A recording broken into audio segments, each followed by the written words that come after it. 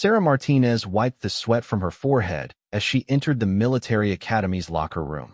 The harsh fluorescent lights buzzed overhead, casting long shadows across the metal lockers that lined the concrete walls.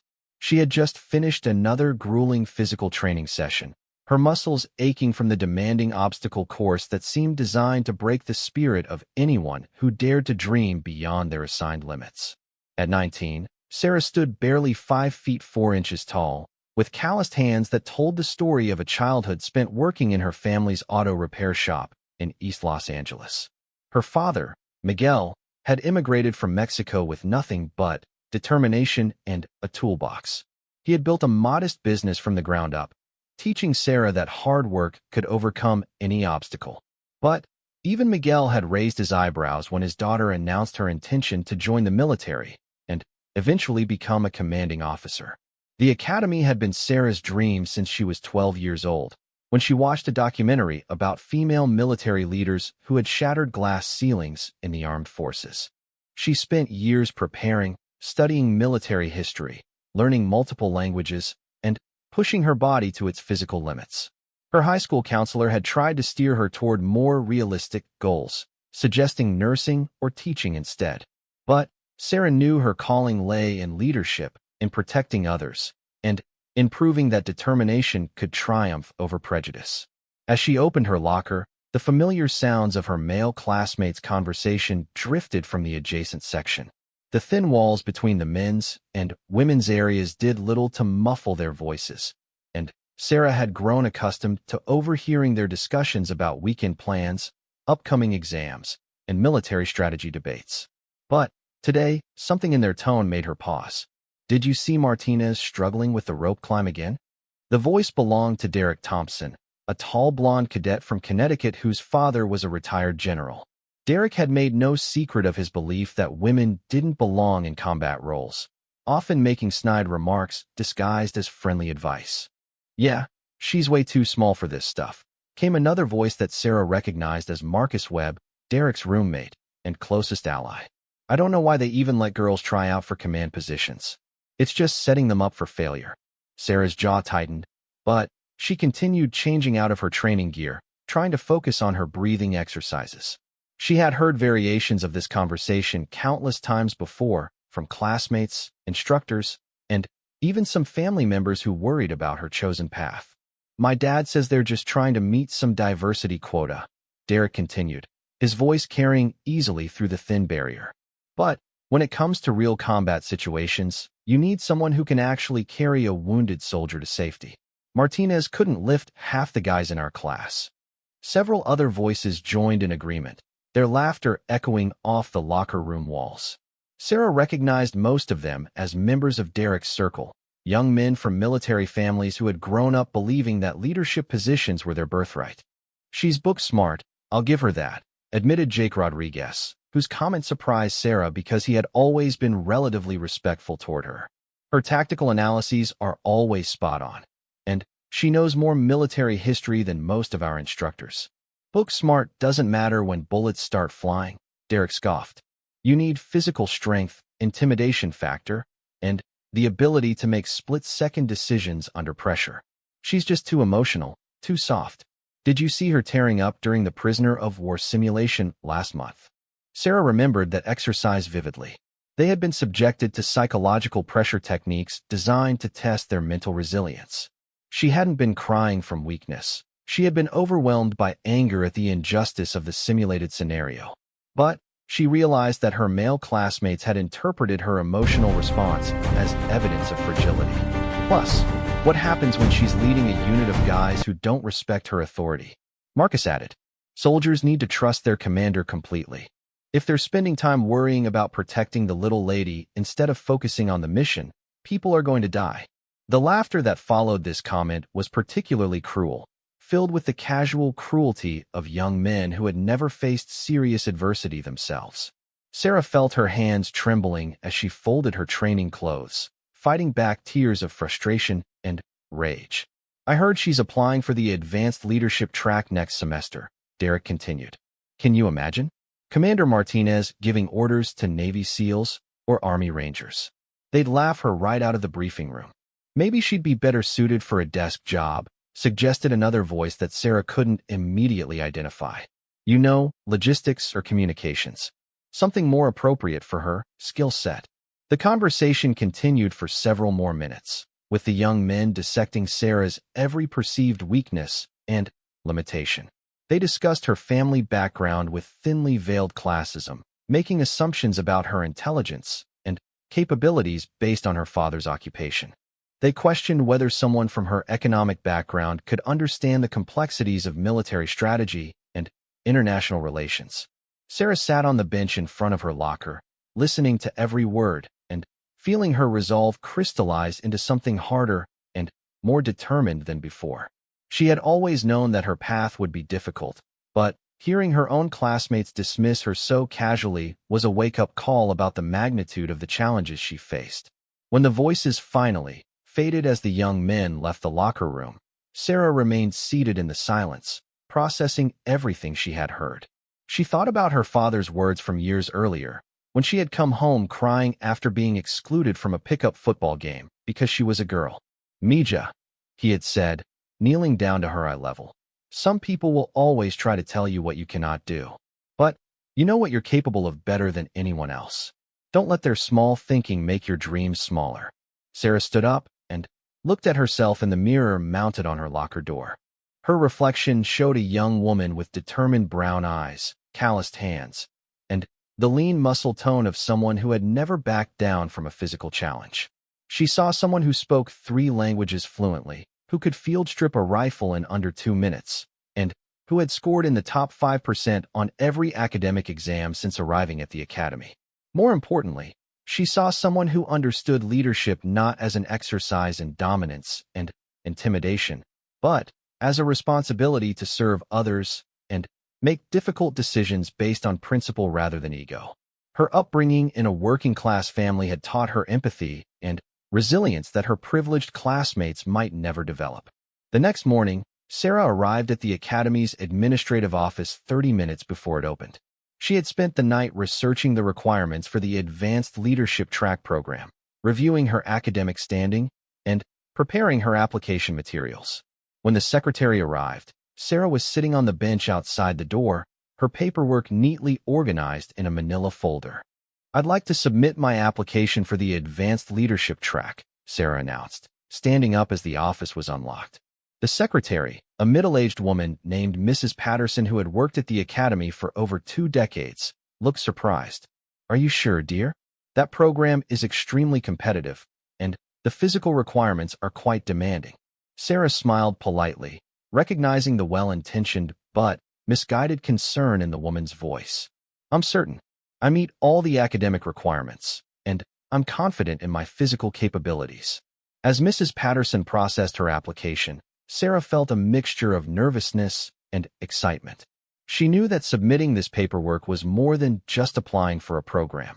It was declaring her intention to challenge every assumption and stereotype that had been voiced in that locker room.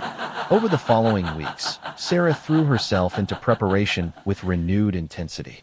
She woke up an hour earlier each morning to add extra physical training to her routine, focusing specifically on the areas where she knew she would be scrutinized most heavily. She studied advanced tactical manuals during her lunch breaks and sought out additional mentorship from the few female officers on the academy's staff. Lieutenant Colonel Maria Santos, one of only 3 women in senior positions at the academy, became an invaluable source of guidance during this period. Colonel Santos had faced similar challenges 2 decades earlier, when female officers were even rarer and faced more overt discrimination. "The hardest part," Colonel Santos explained during one of their weekly meetings, "isn't proving that you're as good as the men. It's proving that you're better, because anything less than exceptional will be seen as confirmation of their prejudices."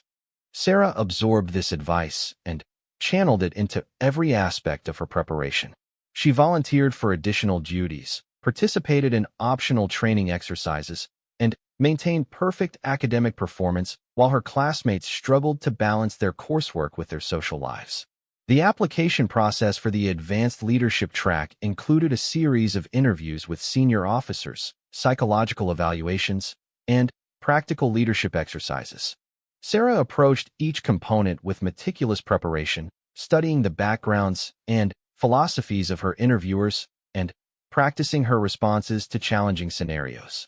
During her final interview, conducted by a panel of 3 colonels, Sarah was asked directly about her thoughts on women in combat leadership roles. The question came from Colonel James Morrison, a gruff man in his 50s whose skeptical expression suggested he had already made up his mind about her suitability. "Colonel Morrison," Sarah replied, meeting his gaze steadily, "I believe that effective leadership is based on competence, integrity, and the ability to inspire others to achieve objectives under challenging circumstances.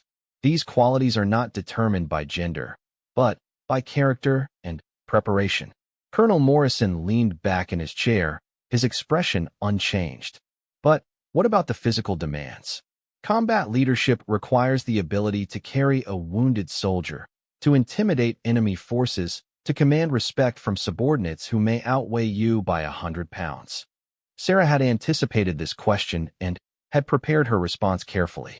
"Sir, physical strength is important, but it's not the only factor that determines military effectiveness. History is full of examples of smaller leaders who achieved great things through superior strategy, better preparation, and the ability to inspire loyalty in their troops. Alexander the Great was not a large man, but he conquered most of the known world because he understood that leadership is about more than physical intimidation." The interview continued for nearly an hour, with the panel testing Sarah's knowledge of military history, her understanding of complex tactical scenarios, and her ability to think critically under pressure. When it was over, Sarah felt exhausted, but confident that she had represented herself well. 3 weeks later, Sarah received a letter that would change the trajectory of her entire military career. She had been accepted into the Advanced Leadership Track program, one of only 12 cadets selected from a pool of over 200 applicants. More significantly, she was the only woman in her class to receive this honor. As she walked across campus that evening, holding the acceptance letter in her hand, Sarah passed the same locker room where she had overheard those dismissive comments months earlier. She paused for a moment, remembering the pain and determination she had felt that day, and smiled to herself. The real challenge was just beginning. But Sarah Martinez was ready to prove that leadership came from the heart and mind, not from the size of one's shoulders or the volume of one's voice. She was ready to show her classmates, her instructors, and herself that a small woman from East Los Angeles could command respect and achieve excellence in a field that had never welcomed people like her. The laughter in that locker room had been meant to discourage and diminish her. Instead, it had become the fuel that would drive her toward a destiny that none of those young men could have imagined possible. The Advanced Leadership Track proved to be everything Sarah had expected and more. The program pushed its 12 selected cadets through scenarios that would have broken most people, testing not only their tactical knowledge and physical endurance, but their ability to make life-or-death decisions under extreme pressure. Sarah found herself the subject of intense scrutiny from both instructors and fellow cadets. Every mistake was magnified, every success questioned. When she excelled in strategic planning exercises, some attributed it to luck. When she struggled with certain physical challenges, it was seen as evidence that she didn't belong. The double standard was exhausting, but it also sharpened her focus like nothing else could have. The program's director, Colonel Patricia Hayes, was a legendary figure in military circles. She had earned her reputation leading special operations missions in multiple conflict zones and had personally trained some of the military's most respected commanders. Colonel Hayes had a reputation for being absolutely merciless in her training methods, pushing cadets beyond what they believed were their limits.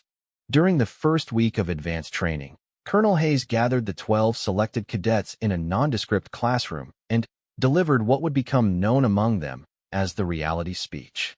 "Look around this room," she began, her steely gray eyes scanning each face. "Statistically speaking, only half of you will complete this program. Of those who do complete it, only 2 or 3 will go on to hold significant command positions. The rest will find comfortable careers in support roles or staff positions, which is perfectly honorable, but not why you're here." She paused, letting her words sink in before continuing. "This program exists to identify and develop the military's future leaders. Not managers, not administrators, but leaders. People who can look at impossible situations and find a way to accomplish the mission while bringing their people home alive. Colonel Hayes's gaze lingered on Sarah for a moment longer than on the others. Some of you are here because of your family connections, some because of your academic achievements, some because you tested well. But the only thing that matters now is what you do in the next 6 months. Everything else is just background noise. The training intensified immediately. Days began at 4 in the morning with physical conditioning that would have challenged professional athletes.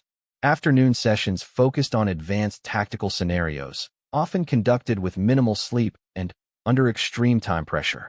Evenings were devoted to academic study, with reading assignments that regularly exceeded 100 pages of dense military theory and historical analysis. Sarah quickly established herself as one of the program's strongest academic performers, but her physical limitations became increasingly apparent as the training progressed. While she could match or exceed her male classmates in endurance challenges and technical skills, pure strength-based exercises continued to present significant difficulties. The obstacle course that concluded each week's training became her particular nemesis. The final challenge required cadets to carry a 150-pound dummy representing a wounded soldier across 200 yards of rough terrain, including a rope climb and several barriers. Most of her male classmates could complete this exercise in under 8 minutes. Sarah's best time was nearly 12 minutes, and she often struggled to complete it at all. Derek Thompson, who had also been selected for the advanced program, made no secret of his satisfaction at watching Sarah's struggles. He never said anything directly critical, but his smirks and whispered comments to other cadets were impossible to ignore. During group exercises, he often positioned himself where he could observe her difficulties, clearly hoping to witness a failure dramatic enough to justify his long-held beliefs about women in combat roles. The psychological pressure was relentless. Sarah began having dreams about failing the obstacle course in front of her entire class, about dropping the dummy, and being forced to withdraw from the program in shame. She started waking up an hour earlier each morning to practice rope climbing techniques and strength-building exercises, but progress was agonizingly slow. 3 months into the program, during a particularly challenging urban warfare simulation, Sarah faced her most serious crisis yet. The exercise required the cadets to work in teams of 3 to secure a mock city district populated with actors playing hostile civilians and enemy combatants. Sarah was team leader for this exercise, responsible for coordinating with the other 2 teams while achieving their assigned objectives. Her team included Marcus Webb and a quiet cadet named Timothy Chun who had earned respect for his analytical skills and steady demeanor under pressure. The scenario required them to locate and extract a high-value target while minimizing civilian casualties and avoiding capture themselves.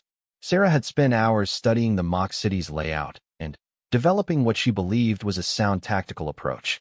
Her plan involved a diversionary action by one team while her unit approached the target building from an unexpected angle. The third team would provide overwatch and extraction support. For the first 30 minutes, everything proceeded according to plan. Sarah's team successfully infiltrated the target area and located the high-value asset without detection. But as they began their extraction, the scenario controllers introduced an unexpected complication. A group of hostile combatants had surrounded the building, and civilians were trapped in the line of fire. Sarah faced an impossible choice. She could proceed with the extraction as planned, but civilians would likely be killed in the crossfire. She could abort the mission to protect the civilians, but that would mean failing to secure the high-value target and potentially compromising the larger operation. Or she could attempt to modify the plan on the fly, but that would require splitting her limited resources and taking enormous risks. Standing in the simulated building with fake gunfire echoing outside, Sarah closed her eyes for 5 seconds and thought about everything she had learned about leadership and moral courage. When she opened them, she knew what she had to do. Chun, radio Team 2, and tell them to create a distraction on the north side, she ordered. Something big enough to draw the hostiles away from the civilian area. Webb, we're going to extract our target through the basement tunnel system and emerge 3 blocks south. That wasn't part of the original plan, Webb protested. The tunnel system isn't mapped. We could get lost down there. The original plan is compromised, Sarah replied firmly. This is our best option for completing the mission without civilian casualties. What followed was one of the most intense 45 minutes of Sarah's life.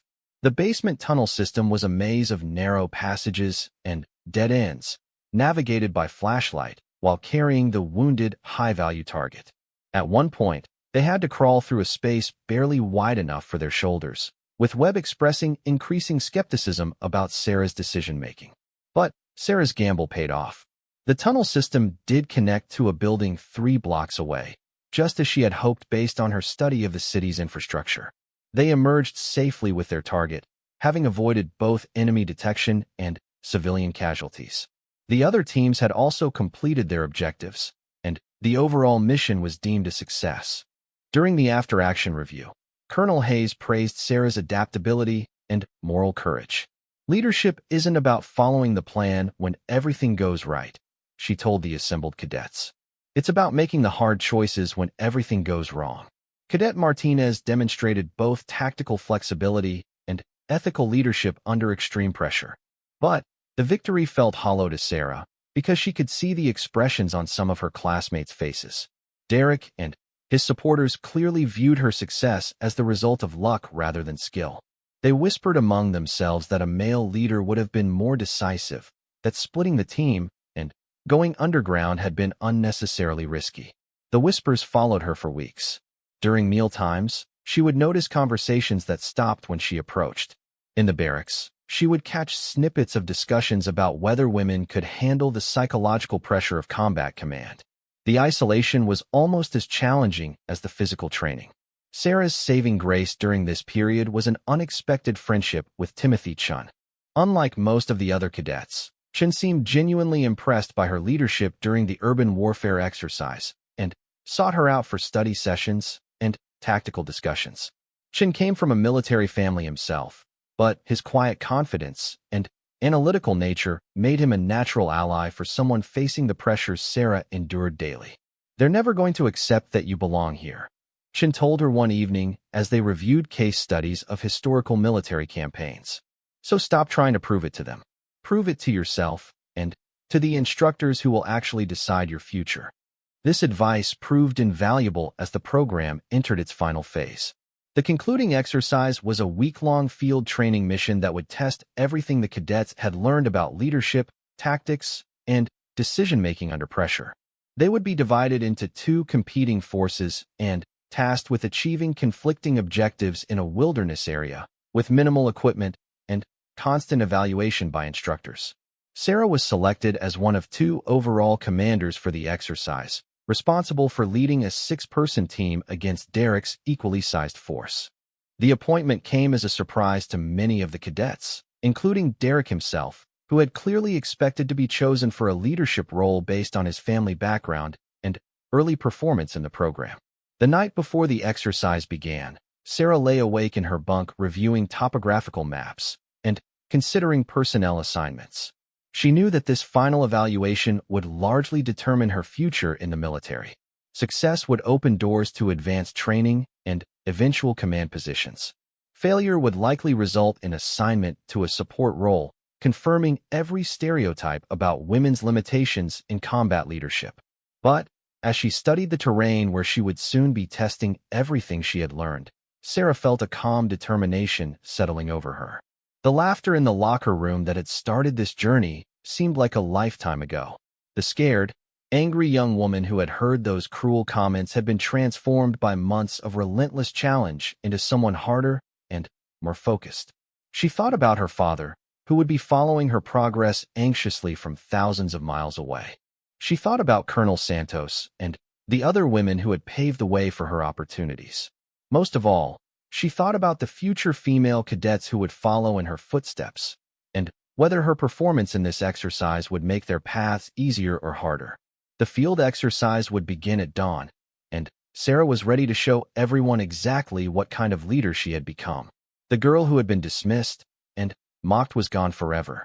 In her place stood a commander who had earned her position through merit, determination, and an unshakable belief in her own capabilities. The final test was about to begin, and Sarah Martinez intended to pass it decisively. The wilderness area stretched across 40 square miles of rugged terrain, dotted with dense forests, rocky outcroppings, and a network of streams that would challenge even experienced hikers. Sarah stood at the deployment point at dawn, watching her team perform final equipment checks while mentally reviewing their mission objectives one last time. Her team consisted of 6 cadets, including herself, Timothy Chun, whose analytical skills she trusted completely, Maria Gonzalez, a tough former enlisted soldier pursuing an officer commission, David Kim, a quiet engineering student with exceptional technical abilities, Robert Jackson, a former college athlete whose physical capabilities were matched by surprising tactical insight, and, unexpectedly, Jake Rodriguez, who had volunteered to serve under her command despite his earlier skeptical comments about women in leadership roles. Their mission was to locate and secure 3 different objectives scattered across the training area while preventing Derek's team from achieving their own goals. The exercise would continue for 5 full days, with both teams living off minimal rations and sleeping in the field while instructors monitored and evaluated every decision. Colonel Hayes delivered the final briefing to both teams simultaneously, her expression revealing nothing about her expectations or preferences. Your performance over the next 5 days will determine your final standings in this program and significantly influence your future assignments. You will be evaluated on tactical decision-making, leadership under stress, team cohesion, and mission accomplishment. There are no participation trophies. There are no second chances. Begin. Sarah's team moved out immediately, following a route she had carefully planned to avoid the most obvious paths while maintaining rapid progress toward their first objective. She had spent hours studying the topographical maps, identifying natural concealment areas, and potential choke points where Derek's team might attempt to intercept them. The first objective was a mock enemy communications facility located in a valley approximately 8 miles from the starting point. Sarah's plan was to approach from the high ground to the east, which required a difficult climb but would give them tactical advantages and avoid the more direct route that Derek's team would likely expect them to take. As they hiked through dense forest in single file, Sarah felt the weight of command settling on her shoulders in a way she had never experienced before. Every decision she made would affect not only her own future, but the safety and success of the 5 people following her. The theoretical leadership scenarios they had studied in class suddenly felt very real when she was responsible for actual human beings moving through challenging terrain with limited visibility and communication. 3 hours into the march, Chen raised his hand to signal a halt. He had spotted movement in the valley below that might indicate enemy presence. Sarah called the team together for a hasty conference, keeping her voice barely above a whisper. "What do you think?" she asked, studying the terrain through her binoculars. "Could be Derek's team trying to reach the same objective," Gonzalez suggested. "Or it might be instructors observing our approach. Or it could be nothing," Jackson added. "Might just be wildlife." Sarah weighed the options quickly. They could continue with their original plan and risk walking into an ambush if Derek's team had beaten them to the objective. They could take a longer, safer route that would cost valuable time, but reduce the risk of contact. Or they could attempt to gather more intelligence about what they had observed, which would delay their mission, but might prevent a costly mistake. "Kim, can you work your way closer and get a better look without exposing yourself?" she decided. Kim nodded and moved out, using his engineering background to identify the safest approach route. 20 minutes later, he returned with crucial intelligence. Derek's team was indeed approaching the objective from the opposite direction, but they were moving carelessly and had not posted security. Sarah made a quick decision that would have surprised her instructors and probably worried her parents. Instead of avoiding contact with Derek's team, she decided to use their carelessness against them. "We're going to set up an observation post on that ridge and wait for them to commit to their approach," she explained to her team.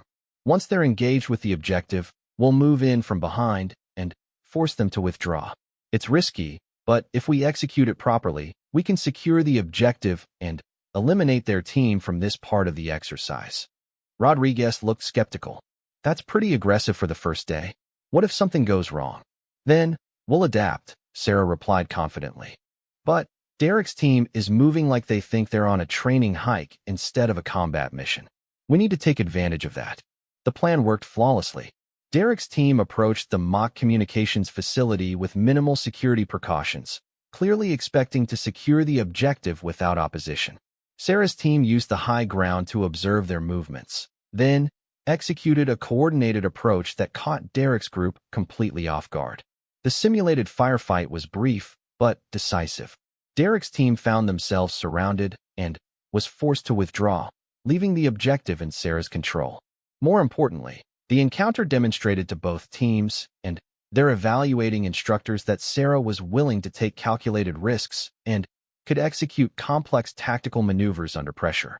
But the victory came with complications. Derek was visibly angry at being outmaneuvered so completely, and his team's morale suffered from the unexpected defeat. Sarah could see the frustration in their body language as they withdrew, and she knew that Derek would be planning some form of retaliation for the remainder of the exercise. Over the next 3 days, the competition between the two teams intensified dramatically. Derek's group began using increasingly aggressive tactics, attempting to intercept Sarah's team through ambushes and harassment rather than focusing solely on achieving their own objectives. The exercise became as much about the rivalry between the two commanders as about the original mission parameters. Sarah found herself pushed to her absolute limits as a leader. She was responsible for maintaining her team's morale and effectiveness while dealing with sleep deprivation, limited rations, and constant pressure from both the opposing team and the evaluating instructors. Every decision carried enormous weight, and there was no opportunity for lengthy deliberation or committee-style consensus building.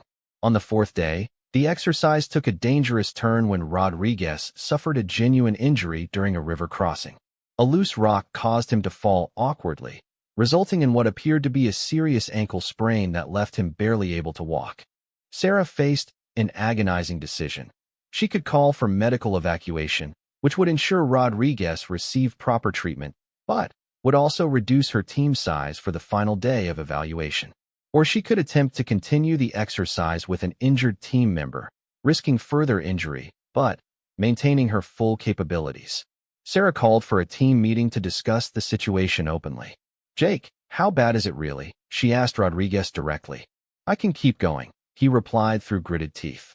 "It hurts, but I'm not going to slow the team down." But Sarah could see that he was in significant pain, and that continuing to move on the injured ankle could cause permanent damage. She also recognized that his injury was affecting the entire team's performance, as they had to modify their movements to accommodate his limitations. "We're calling for medical evacuation," she decided. "Jake's health is more important than any exercise, and we can complete the mission with 5 people." Rodriguez protested, clearly disappointed at being forced to withdraw so close to the end of the evaluation. But Sarah held firm, demonstrating the kind of moral courage that separated true leaders from mere managers. She was willing to accept a tactical disadvantage rather than risk serious harm to one of her people. The medical evacuation was completed quickly, with Rodriguez expressing gratitude for Sarah's decision even as he was clearly frustrated by the circumstances. The remaining team members were obviously affected by their teammates' injury, and Sarah had to work hard to maintain their focus for the final day of exercises. The last objective was the most challenging, a mock enemy command post located in a heavily defended position that would require careful planning and flawless execution to capture.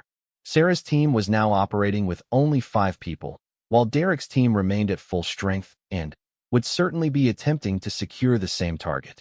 Sarah spent most of the night before the final assault studying the objective area and developing multiple contingency plans. She knew that this last engagement would largely determine the outcome of the entire exercise and her standing in the leadership program. Everything she had worked for over the past 6 months would be decided in the next 12 hours. As dawn approached, Sarah gathered her tired team for final preparations. Chun, Gonzalez, Kim, and Jackson had followed her through 5 days of challenging terrain and tactical exercises, and she could see both exhaustion and determination in their faces. These 4 people had become more than teammates. They had become brothers and sisters in arms who trusted her judgment completely. "This is it," she told them quietly. "Everything we've trained for comes down to the next few hours. Derek's team will be expecting us to approach from the obvious routes, so we're going to do something they won't anticipate." Her plan was audacious in its simplicity. Instead of attempting a direct assault on the heavily defended position, Sarah proposed to infiltrate the area during the pre-dawn hours and establish a position inside the enemy perimeter before the final phase of the exercise officially began. It required her team to move through extremely difficult terrain in near-total darkness, but it would give them an enormous tactical advantage if they could execute it successfully. "Are you sure about this?" Gonzalez asked. "If we get caught during the infiltration, we'll be eliminated before the real assault even begins." "I'm sure," Sarah replied. "We've been reactive for most of this exercise, responding to Derek's initiatives. This is our chance to dictate the terms of engagement." The infiltration was one of the most nerve-wracking experiences of Sarah's life. Moving through dense forest in complete darkness while maintaining noise discipline and navigating by compass bearing alone required every skill they had developed over months of training. At several points, they came within yards of instructor observation posts without being detected. But the gamble paid off spectacularly. When the final phase of the exercise began at sunrise, Sarah's team was already positioned inside the mock enemy command post, having bypassed all the outer defenses during their night movement. Derek's team spent 2 hours attempting to assault the position from outside, never realizing that their opponents had already achieved the primary objective. The exercise concluded with Sarah's team in undisputed control of all 3 objectives, having demonstrated superior planning, tactical flexibility, and leadership under extreme pressure. More importantly, they had done so while maintaining unit cohesion and making ethically sound decisions throughout the 5-day evaluation. During the final after-action review, Colonel Hayes addressed both teams with unusual warmth in her usually stern demeanor. "Over the past week, you have all been tested in ways that reveal character under pressure. Some of you have exceeded expectations. Others have learned valuable lessons about leadership and teamwork that will serve you throughout your careers." She paused, looking directly at Sarah. "Cadet Martinez, your performance during this exercise was exemplary. You demonstrated tactical innovation, moral courage, and the ability to inspire loyalty in your subordinates. You have earned the respect of your instructors and your peers." The formal graduation ceremony for the Advanced Leadership Program took place 3 days later. Sarah's parents had flown in from California to watch their daughter receive recognition as the program's outstanding graduate, an honor that had never before been awarded to a woman in the program's 15-year history.